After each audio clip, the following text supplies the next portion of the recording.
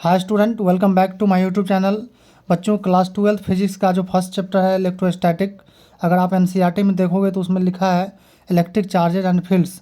उसका एक बहुत इंपॉर्टेंट टॉपिक है इलेक्ट्रिक डायपोल।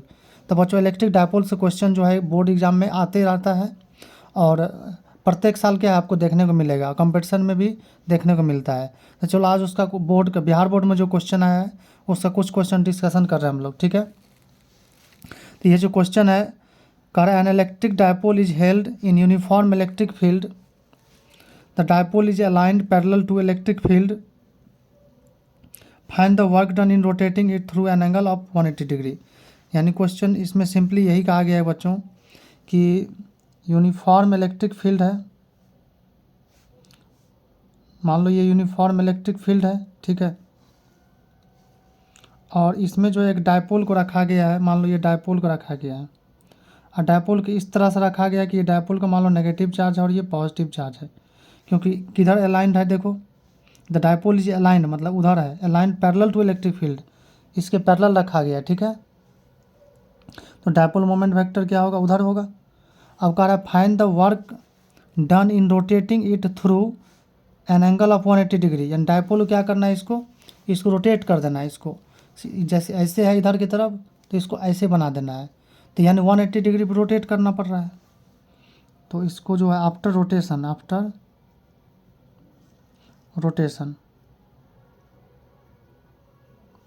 तो रोटेशन के बाद क्या होगा, देखो ये इलेक्ट्रिक फील्ड है, रोटेशन के बाद जो है डायपोल है कुछ इस तरह से बन जाएगा। ये डायपोल का नेगेटिव चार्ज है और ये डायपोल का पॉजिटिव चार्ज है। तो बच्चों, अगर यहाँ पे हम लोग इनिशियली देखें तो डायपोल मोमेंट इधर है, इलेक्ट्रिक फील्ड भी उसी डायरेक्शन में है, देखो डायपोल मोमेंट भी इधर ही है, इलेक्ट्रिक फील्ड भी उधर ही है। तो अगर हम लोग थीटा लिखना चाहें इनिशियल एंगल, तो ये जो है डायपोल मोमेंट और इलेक्ट्रिक फील्ड के बीच का एंगल होता है एक्चुअली, तो ये एंगल 0 डिग्री होगा। और यहाँ पे अगर एंगल की बात करोगे, देखो थीटा फाइनल जिसको डिनोट करते हैं हम लोग, तो ये एंगल कितना है 180 डिग्री, ठीक है। तो अगर हम लोग डायपोल की बात करें कि डायपोल को यूनिफॉर्म इलेक्ट्रिक फील्ड में रोटेट कराना है, तो जो वर्क डन होता है, ये फार्मूला हम लोग जानते हैं, वर्क डन टू रोटेट ये डायपोल। तो डायपोल को रोटेट करने के लिए जो वर्क डन होता है वो होता है Q into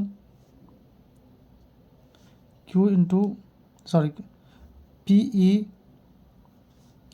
cos theta initial minus cos theta final. ये क्या होता है, डायपोल को रोटेट कराने में वर्क डन होता है।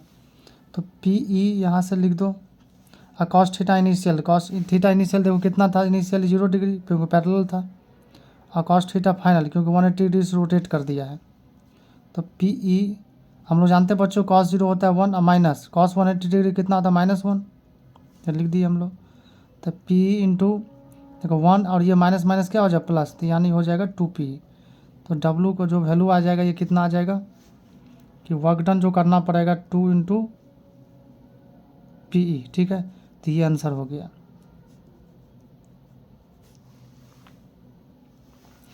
चलो नेक्स्ट क्वेश्चन है, कर an electric dipole of dipole moment 10⁹ coulomb metre placed at angle 30 degree uniform electric field of magnitude इतना newton per coulomb, find the torque on the dipole.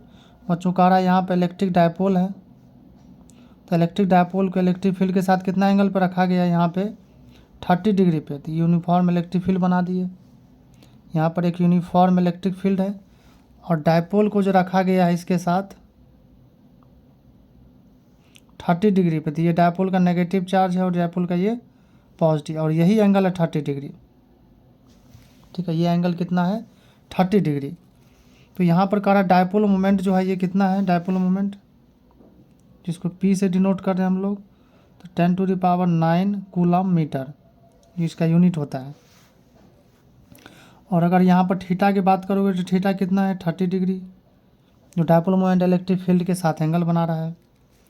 और जो यूनिफॉर्म इलेक्ट्रिक फील्ड का magnitude है electric field का होता है, यहाँ जो वैल्यू गिवन है 10⁴ Newton per coulomb.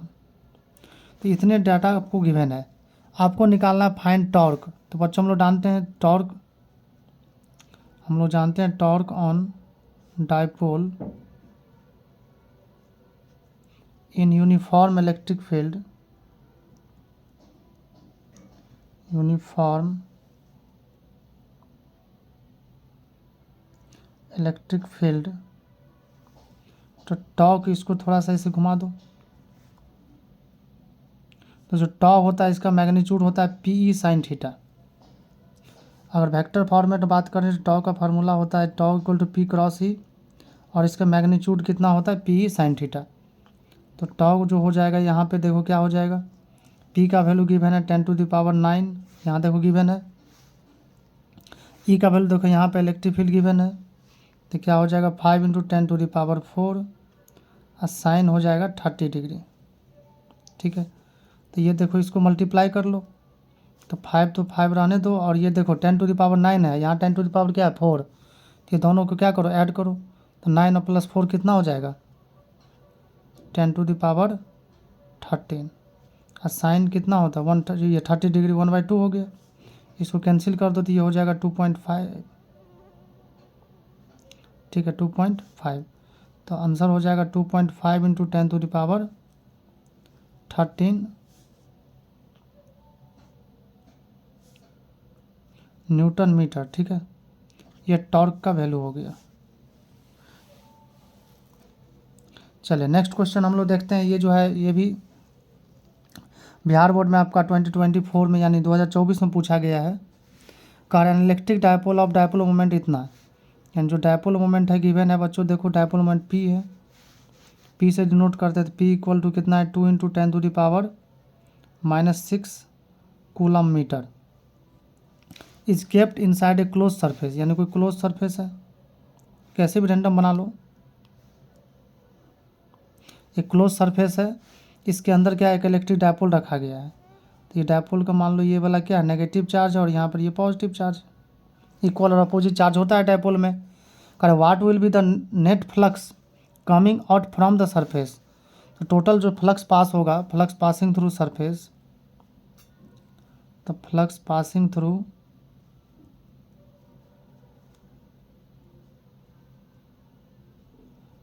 Surface, total flux कितना पास होता है, तो हम लोग जानते हैं फाई इक्वल टू कितना Q/ε0।